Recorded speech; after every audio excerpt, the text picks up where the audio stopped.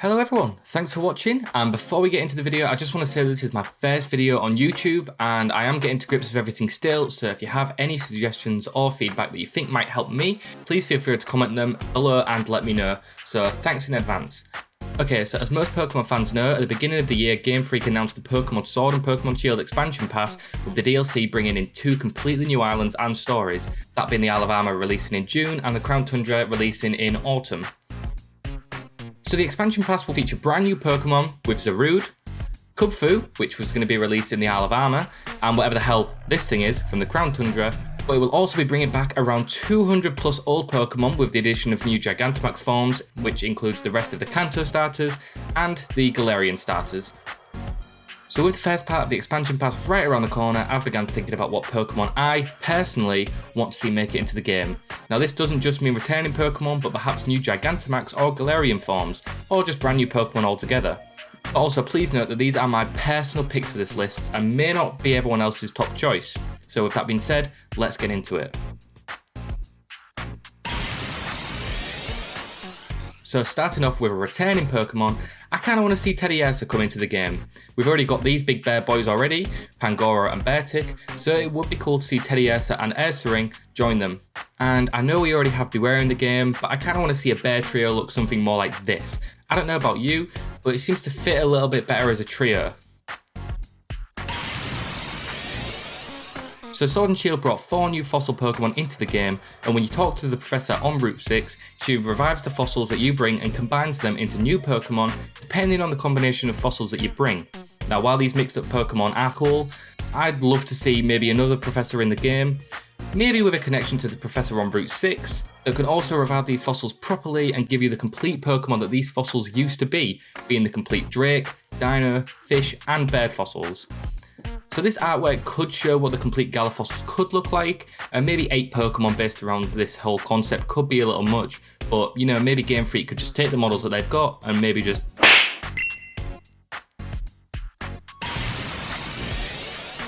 Okay, so 6th and 7th on this list is Elekid and Magby. I put these two together since they're sort of counterparts to each other, evolving into Electabuzz and Magmar and so on with the Sinnoh starters. Now this would bring in 2 3-stage evolution lines with electric Pokemon and fire Pokemon, which I'm not entirely sure that we need, but it would be cool to see these return nonetheless.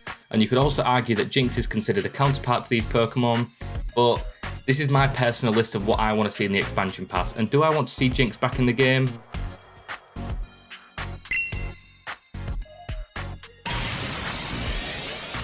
So I've also been thinking about what new Galarian forms I'd like to see that don't already have forms in the game, and I've decided that I'd like to see what Game Freak would do with a Galarian Alakazam. And I'm not sure exactly how they would handle a Galarian Abraline, but maybe it could be a fairy type, maybe it could just stay psychic. So we have a lot of Pokemon that also play around with UK stereotypes like Mr. Rhyme, Weezing, Thievul, so I'd like to see Alakazam come back in a similar way with similar treatment.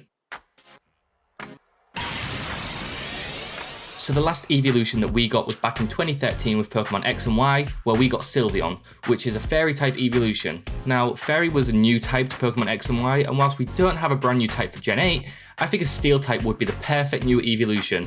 So steel is super effective against fairy, which could pair with Sylveon much like Glaceon and Leafeon, Umbreon and Espeon for example, and with the games themselves being Pokemon Sword and Shield, it seems to be the best choice if we were to get a new evolution.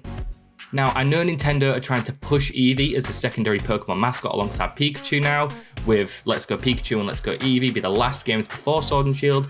So I've heard a lot of people saying that this is never going to happen, we're not going to get any more evolutions because of this. And that kind of makes sense, but it is something I'd still really like to see anyway. Tyron is one of my favourite fossil Pokemon in all of the games, and looking at the list of returning Pokemon on Cerebi.net, we already know that we're getting Amora back within the Crown Tundra DLC, but we haven't had any sort of confirmation about Tyrantrum. And with Tyrantrum being the sort of counterpart Pokemon for Amora, it seems like a no-brainer to add Tyron into the Isle of Armor, which I'll be really excited for. We could get Tyrantrum in Part 1 and Amora in Part 2.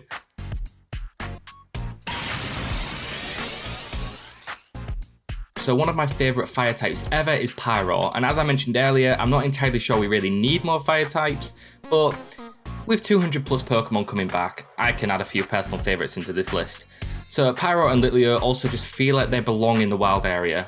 So in the wild area, you get Pokemon sneaking up on you, chasing you out the grass, and I don't know about you, but Pyro and Litleo just feel like they belong in the wild area, maybe sneaking up in the tall grass and running out to chase a player like we've seen existing in the wild area already.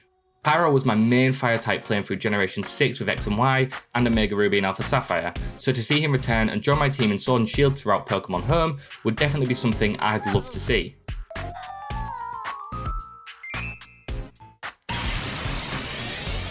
As a bonus to this list, I'd love to see the rest of the starter Pokemon make a return, and I've added this as a bonus rather than as part of the main list because I'm really confident that this is going to happen. So we already have all the Kanto, Alola and Galar starters, and with all the leaks and rumours about a Diamond and Pearl remake as part of Generation 8, the Sinnoh starters will most likely make a return there too. Greninja also won the poll for the Pokemon of the Year, which makes me think that maybe Greninja and the rest of the Kalos starters could also make a return. And personally, I think at that point Game Freak will just add the rest of the missing starters, considering we're also getting so many returning legendary Pokemon too. And that also means I'll be able to use Totodile, and honestly, I don't know why anyone wouldn't want that. Okay, so for my final pick, and something that I think would be really cool, is a new Giganta Max form for both Nidoking and Nidoqueen. So we know that all Pokemon are getting Gigantamax forms from the trailer that we've seen with Blastoise and Venusaur, and we know from Cerebi.net's list that Nidoking and Nidoqueen are confirmed to be returning to the game. And with Sword and Shield being set in the UK, it would be so cool to see a big emphasis on the King and Queen Pokemon that are Nidoking and Nidoqueen, and I think giving them a brand new Gigantamax form would be a really cool way to do that. Okay, so that was my top personal picks for Pokemon I'd like to see in the Sword and Shield expansion packs, and as I said at the beginning of the video, these were my personal picks, so please feel free to comment your picks for Pokemon you'd like to see in the upcoming DLC and why. Now we only have around a month to wait, so we're sure to get some more information soon, and I can't wait to see what comes back and maybe see how it compares to my list here. So if you like this video, please like and subscribe to get more in the future. So thank you for watching, and I'll see you in the next video.